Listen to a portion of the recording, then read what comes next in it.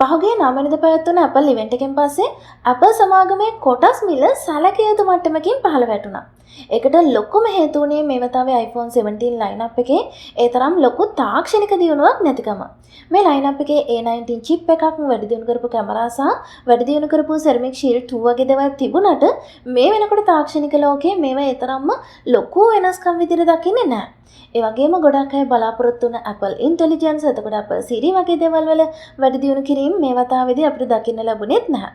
හැබැයි මේ හැම දෙයක්ම එක්ක මට මේ ඉවෙන්ට් එකේ වැඩිපුරම කතා කරන්න ඕනේ කියලා හිතුණ ප්‍රොඩක්ට් එක තමයි මෙන්න මේ iPhone Air එක. මොකද මේක හරිම අභියෝගාත්මක ඒ වගේම හරිම ෆියුචරිස්ටික් ප්‍රොඩක්ට් එකක්. ඉතින් iPhone කියලා පිළිගන්නවා අද ටෙකිකොනේ channel එකත් එක්ක එකතු වෙලා ඉන්න ඔයාලා හැම කෙනෙක්ම අද වීඩියෝ එකකින් අපි කතා කරමු iPhone Air එක ගැන.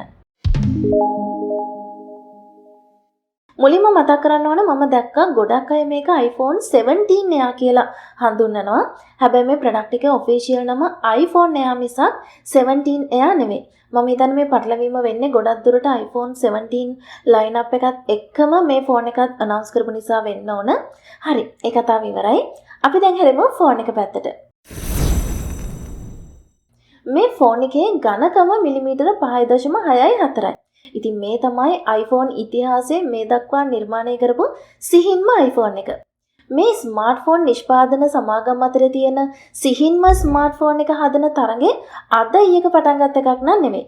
2014 අවුරුද්දේදී ආපු Vivo X5 Max එක රෙකෝඩ් එකක් තිබ්බා ලෝකේ සිහින්ම ස්මාර්ට්ෆෝන් එක විදියට. ඒකේ ඝනකම මිලිමීටර 4.75යි. ඊළඟට foldable phones කීපෙකුත් මේ තරඟට එකතු වුණා. එතකොට 2025 අවුරුද්දේ කියන්නේ මේ අවුරුද්දේ ආවා Tecno Spark Slim කියලා prototype phone එකක්. ඒකේ ඝනකම උනේ මිලිමීටර 5.75යි. හැබැයි මෙතන ඇත්තම කතන්දරය තියෙන්නේ ෆෝන් එක slim වෙන එකේ නන් නෙවෙයි. මොකද ෆෝන් එකක් ඕන තරම් ස්ලිම් කරලා හදන්න පුළුවන්. හැබැයි ඒක ස්ලිම් වෙන්න ඒක ඇතුලේ ඉන්ස්ටෝල් කරන්න පුළුවන් කම්පෝනන්ට්ස් වල පවර්ෆුල් බව අඩු වෙනවා. විශේෂයෙන්ම ෆෝන් එක ස්ලිම් වෙද්දී එනර්ජි ඩෙන්සිටි අඩු බැටරි තමයි සෙට් කරන්න පුළුවන් වෙන්නේ. ඒ වගේම ඇඩ්වාන්ස් ඔප්ටිකල් ලෙන්ස් සිස්ටම් එකක් කැමරාවලට දෙන්න විදියක් නැහැ. C height එක සීමා වෙන නිසා මේ C height එක මත තමයි ඒ කැමරාවේ රෙසොලූෂන් සහ පික්සල් සයිස් එක තීරණය වෙන්නේ. ඉතින් මේක අඩු වෙනවා කියන්නේ සෑහෙන ලොකු ප්‍රශ්නයක්. ඊළඟට සවුන්ඩ් ක්වොලිටි එක අතින් ගත්තත් ෆෝන් එකක් ස්ලිම් වෙද්දී ස්පීකර් ඩ්‍රයිවර්ස්, රෙසොනන්ස් චේම්බර් වගේ දේවල් වලට තියෙන ඉඩකඩ සීමා වෙනවා. විශේෂයෙන්ම මේ ප්‍රශ්නේ ලෝ ෆ්‍රීකවෙන්සි සවුන්ඩ්ස් ප්‍රතිනිෂ්පාදනය කරන්න තියෙන හැකියාවට කෙලින්ම බලපානවා. ඒ කියන්නේ බේස් සවුන්ඩ්ස් වල ගැඹුර සහ පැහැදිලි බව අඩු වෙනවා කියන එක. ඔක්කොමත් හරි එපාම වෙන දේ තමයි ෆෝන් එකක් ගොඩක් මහත් වුණාම වගේම තමයි අනිත් පැත්තට ෆෝන් එකක් ගොඩක්ම සිහින් වුණාමත් ඒක අපේ අතට ඒ තරම්ම පහසු දෙයක් වෙන්නේ නැහැ. මොකද ස්මාර්ට්ෆෝන් එකක් ඩිසයින් කරද්දී ගොඩක්ම සැලකිලිමත් වෙන දෙයක් තමයි ඒකේ ස්කන්ධ කේන්ද්‍රය පිහිටීම. ඒක හරියට ආවේ නැත්නම් ෆෝන් එක ගොඩක් වෙලා අපේ අතේ තියාගෙන ඉඳිද්දී අතට අපහසුතාවයක් දැනෙන්න පුළුවන්. ඉතින් ප්‍රශ්නේ තමයි ෆෝන් එක සීන් වෙද්දී ඒකට කැමරා බම්ප් දාන්න වෙනවා C height එක ඇඩ්ජස්ට් කරගන්න.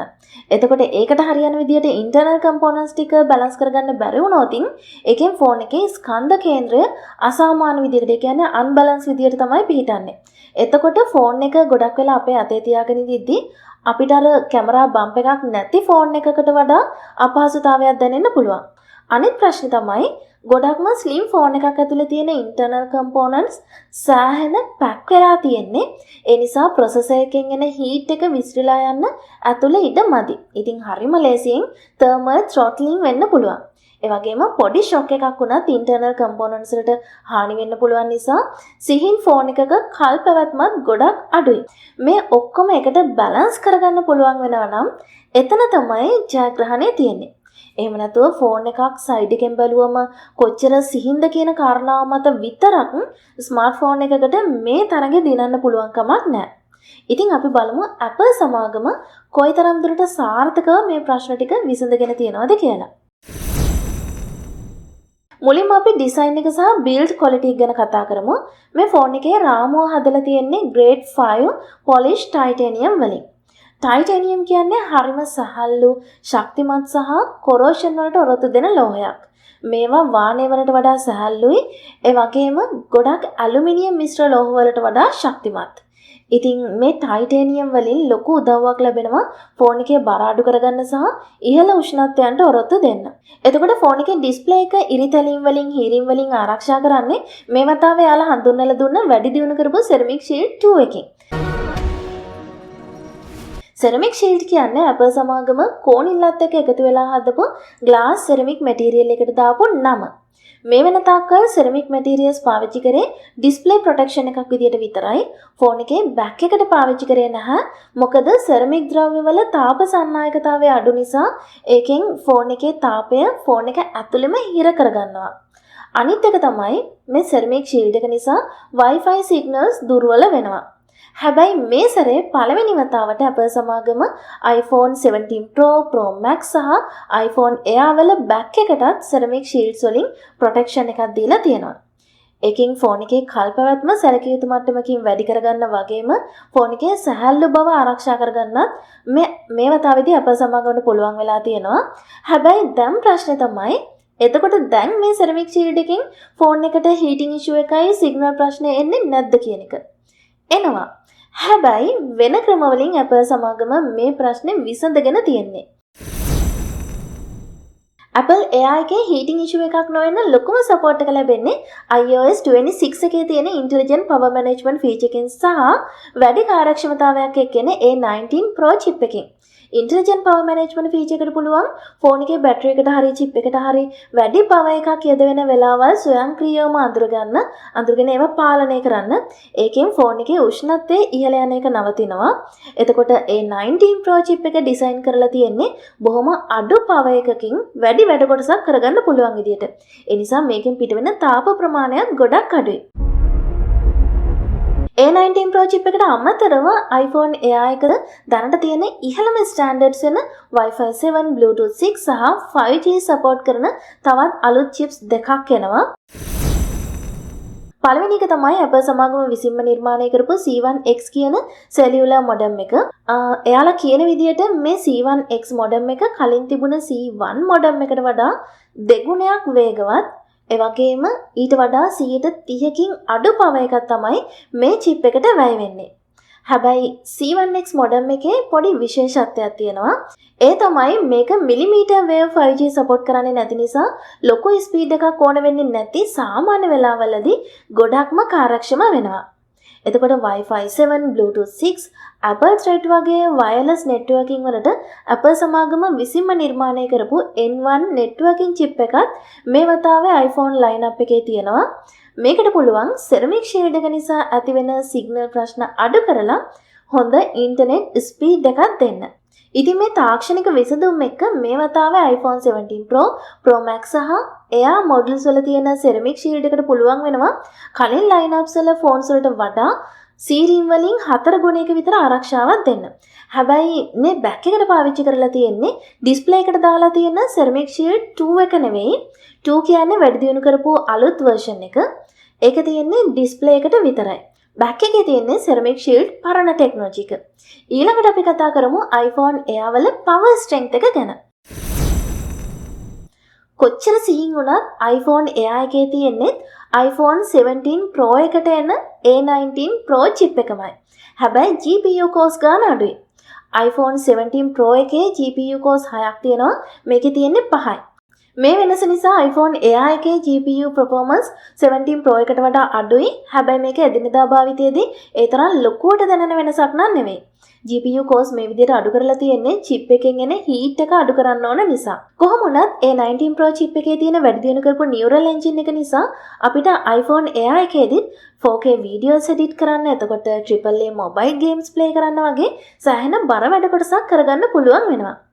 ඊළඟට මම දන්නවා iPhone එකක් ගැන කතා කරද්දී ඔයාලා හැමෝම වගේ බලාගෙන ඉන්නේ කැමරා ෆීචර්ස් ගැන කතා කරන කන්නේ. අපි දැන් යමු ඒ මාතෘකාවට. අපි කලිනුත් කතා කරන්නේ ෆෝන් එකක් ස්ලිම් වෙන්න ඒකට ඇඩ්වාන්ස් කැමරා සිස්ටම්ස් ඉන්ස්ටෝල් කරන්න අමාරු වෙනවා කියලා.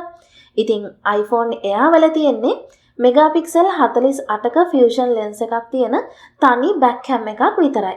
මේක ටෙලිෆොටෝ ලෙන්ස් එකක් නෙවෙයි. හැබැයි Apple සමාගම කියන විදිහට iPhone 17 Pro models වල වගේම මේ ෆෝන් එකෙත් optical quality zoom in තියෙනවා. නමුත් මේ කියන ඔප්ටිකල් ක්වොලිටි එකයි 17 Pro models වල තියෙන ඔප්ටිකල් ක්වොලිටි එකයි දෙකක්. මේ වර්ග දෙකටම එකම නම. ඒ කියන්නේ ඔප්ටිකල් ක්වොලිටි zoom කියන තනි නම පාවිච්චි කරන එක Apple ලගේ පොඩි මාකටිං ට්‍රික් එකක්. මොකද 17 Pro model වල ඇත්තටම ටෙලිෆොටෝ ලෙන්ස් එකක් තියෙනවා. හැබැයි iPhone Air එකටයි iPhone 17 එකටයි ටෙලිෆොටෝ ලෙන්ස් එකක් නැහැ. Apple සමාගම කියන්නේ 2x optical telephoto lens එකකින් ෆොටෝ එකක් ගන්න quality එකටම එයාලා මේ Air සහ 17 models වලත් digital zooming හදලා තියෙනවා කියලා. කියන කෙනා කොහොම කිව්වත් අහන කෙනා මේක සිහිබුද්ධියෙන් අහන්න ඕන. මොකද optical zooming සහ optical quality එකෙන් හදපු digital zooming කියන්නේ දෙකක්. ඒ දෙක කවදාවත් එකක් වෙන්නේ නැහැ. මෙතනදී යාලා කරලා තියෙන දේ තමයි digitally zoom කරලා අරගන්න photos ඊට පස්සේ photonic engine හරි එහෙම නැත්නම් වෙනත් AI technology එකක් පාවිච්චි කරලා upscale කරන එක. ටෙක්නොලොජි එකක් විදිහට ගත්තම මේක හොඳ ඔප්ෂන් එකක් වෙන්න පුළුවන්. නමුත් එහෙම කරා කියලා optical zoom වලින් අරගන්න ෆොටෝ එකක තියෙන original quality එක අපිට මේකෙන් අරගන්න පුළුවන් වෙන්නේ නැහැ. ඒ නිසා මේ optical quality zooming කියන marketing වචනයට අහු වෙන්න එපා. optical quality zooming කියන්නේ එකක්, telephoto lens එකකින් ගන්න optical zooming කියන්නේ තව එකක්. අපි දැන් ඊළඟට යමු front camera එක පැත්තට. මේක megapixel 18ක කැමරාවක්.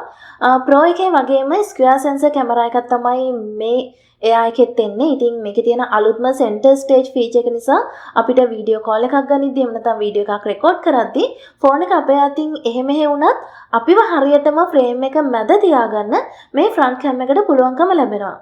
එතකොට content creators වලට ගොඩක් වැදගත් වෙන dual capture feature එක මේ phone එකේ එනවා.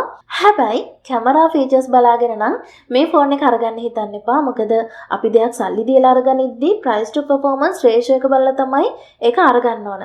iPhone Air එකේ මිලට වඩා අඩු ගානකට අපිට iPhone 17 එකක් ගන්න පුළුවන්. එහෙම නැත්නම් තව පොඩි ගානක් වැඩිපුර ගෙවලා හොඳ camera system එකක් තියෙන, වැඩිපුර powerful GPU එකක් තියෙන, අනිත් pro features තියෙන iPhone 17 Pro model එකක්ම අරගන්න පුළුවන්. ඊළඟට අපි බලමු battery life එක ගැන. Apple සමාගම කියන විදිහට මේ phone එකේ පැය 27ක් දක්වා වීඩියෝ ප්ලේ කරන්න සහ පැය 22ක් දක්වා ස්ට්‍රීමින් කරන්න පුළුවන්. MegaSafe battery pack එක අරගත්තොත් අපිට මේ කාලේ පැය 40ක් දක්වා වැඩි කරගන්න පුළුවන්. ඊළඟට අපි කතා කරමු SIM එක ගැන. ගොඩක්ම සිහින් ෆෝන් එකකට ෆිසිකල් SIM එකක් දානවා කියන එකත් කරන්න සෑහෙන අමාරු වැඩක්. මොකද SIM කාඩ් එකක් දාන්න ඕන වෙන SIM tray එක, SIM slots, ස්ප්‍රින් මෙකනිසම් වගේ දේවල් වලට ඉඩක් ඕන වෙනවා. ඉතින් ෆිසිකල් SIM එක අයින් කරන එක හොඳ ඔප්ෂන් එකක් ෆෝන් එක ඇතුලේ ඉඩ ඉතුරු කරගන්න නම්. ඒ නිසා iPhone Air එකේදී eSIM විතරයි පාවිච්චි කරන්න පුළුවන් වෙන්නේ. සාමාන්‍යයෙන් කලින් iPhones වල අපිට එකපාර eSIM profiles 8ක් දක්වා ස්ටෝර් කරලා තියාගන්න පුළුවන්කම තිබුණා. හැබැයි ඒවෙන් දෙකක් විතරයි එකපාර පාවිච්චි කරන්න පුළුවන් උනේ. iPhone Air වලත් බොහෝ දුරට ඒක එහෙමම වෙන්න පුළුවන්. අන්තිමේදී මේ iPhone Air එක ගැන අපි තේරුම් ගන්න ඕන ප්‍රධානම දේ තමයි මේ ෆෝන් එක iPhone 17 වලට වඩා මිල වැඩි වුණාට ඒ මිලෙන් 4න් එකකටත් කිට්ටු කොටසක්ම අපි ගෙවන්නේ ඒ ෆෝන් එක iPhone 17 එකට වඩා මිලිමීටර් 2.3 එකක් සිහින් නිසා මිසක් වෙන කිසිම තාක්ෂණික ප්‍රයෝජනයක් වෙනුවෙන් නෙවෙයි. එහෙනම් ඇයි මේ ෆෝන් එක 17 එකට වඩා මිල වැඩි? හේතුව තමයි අර මිලිමීටර් 2 අඩු කරන්න යද්දී එන ඉංජිනේරු අභියෝග තියෙනවනේ. ඒ කියන්නේ අපි අර කලින් කතා කරපු thermal management, battery density, camera optics වගේ ප්‍රශ්න අන්න ඒව විසඳ ගන්න Apple සමාගම ගෙවපු මිල මේ ෆෝන් එකේ price tag එකට එකතු වෙලා තියෙනවා. ඒ නිසා තමයි මේකේ මිල වැඩි වෙලා තියෙන්නේ. ඒ කියන්නේ ඇත්තටම Apple සමාගම මෙතෙන්දි කරලා තියෙන්නේ තනිකරම නිර්මාණයට සහ පෙනුමට මුල් තැන දෙන මිල ගැන වැඩි හිතන්නේ නැති පාරිභෝගිකයන් ඉලක්ක කරගත්ත නිෂ්පාදනයක් හඳුන්වලා දෙන එක. සාමාන්‍ය භාවිතයේදී මේ මිලිමීටර් 2 වෙනුවෙන් අපිට ගොඩක් ෆීචර්ස් නැති කරගන්න වෙනවා මේ ඩිවයිස් එක අරගන්නවා නම්. Apple විතරක් නෙවෙයි අනිත් ස්මාර්ට්ෆෝන් මැනුෆැක්චරර්ස්ලාත් මේ සිහින්ම ස්මාර්ට්ෆෝන් එක හදන තරඟය කරගෙන යන්නේ ඒ විදියට තමයි. ඉතින් Apple Air එක Apple සමාගම පැත්තෙන් ගත්තොත් එයාලගේ ලොකු ජයග්‍රහණයක්. හැබැයි පාරිභෝගිකයෙක් පැත්තෙන් ගත්තොත් මේක විලාසිතාවක් වෙනුවෙන් කරන අවාසිදායක මිලදී ගැනීමක් වෙන්න පුළුවන්. ඒ මගේ පෞද්ගලික අදහස. සමහරට ඔයාලට මීට වඩා වෙනස් අදහස් තියෙන්න පුළුවන්. ඒවත් කමෙන්ට් කරන්න අමතක කරන්න එපා. ඒ වගේම මේ වීඩියෝ එක වැදගත් වෙවි කියන යාළුවොත් එක්ක ෂෙයා කරන්න. ඉස්සරහට අපි වීඩියෝ එකකින් කතා කරමු මේ වතාවේ රිලීස් වෙන්න නියමිත iPhone 17 ලයින් අප් එක ගැන. ඉතින් ඔයා තාම subscribe කරලා නැත්නම් මගේ ටෙකිකොනි channel එක දැම්ම subscribe කරලා bell icon එක on කරලා තිබුණොත් ඔයාට මම ඊළඟට වීඩියෝ එකක් upload කරපු ගමන්ම ඒක notification එකකින් දැනගන්න පුළුවන්. එහෙනම් මම අද ගිහින් එන්නම්. අපි ආයෙමත් දවසක හමු වෙමු අලුත් මාතෘකාවක් එක්ක.